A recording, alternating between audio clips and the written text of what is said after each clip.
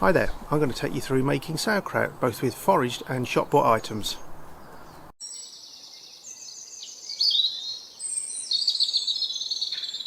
So, quick shout out to Cavan Palmer, who does a fermentation day twice a year for coldsmoking.co.uk. It's really sorted my sauerkraut making out. Now, the first plant I'm going to take you to isn't far away, and it's one of my favourite edibles.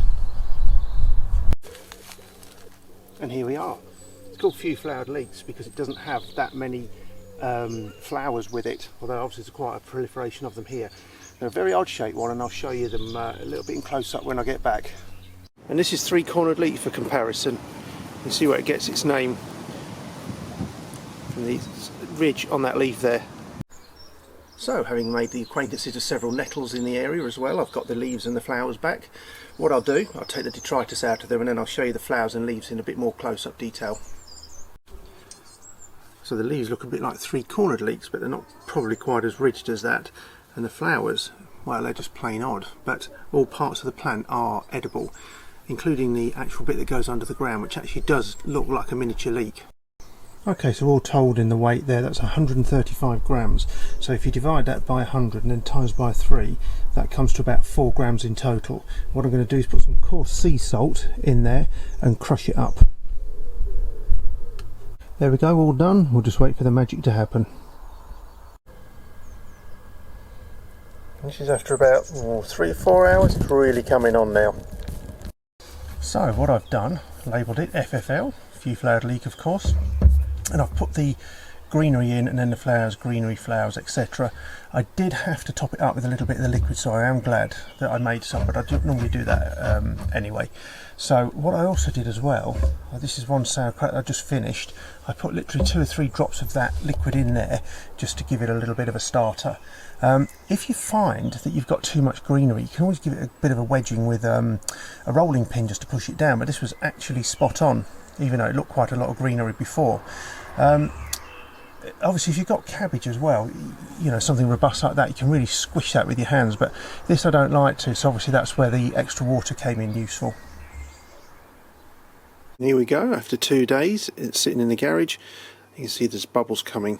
There's one big one there, a couple there, one there, and you can also see up here as well, there's one there. So that's ready to rock. On to a more traditional sauerkraut using white cabbage. This is going to be the base, but I'm going to mess around with some other ingredients. First one is going to be something that you might think about throwing away in your kitchen. And that's cauliflower, stalks and leaves. They actually make quite a sweet sauerkraut. It'll be nice mixed in together. And the few flowered leeks, although the leaves have actually died off, they've got another ingredient that'll come in my way too. This is what I'm after, the seeds.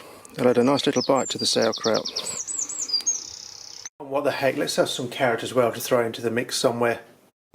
So as before, we're going to chop the cabbage up and add the salt to it, 2.5% to 3% of its weight. And it's also the same with the cauliflower.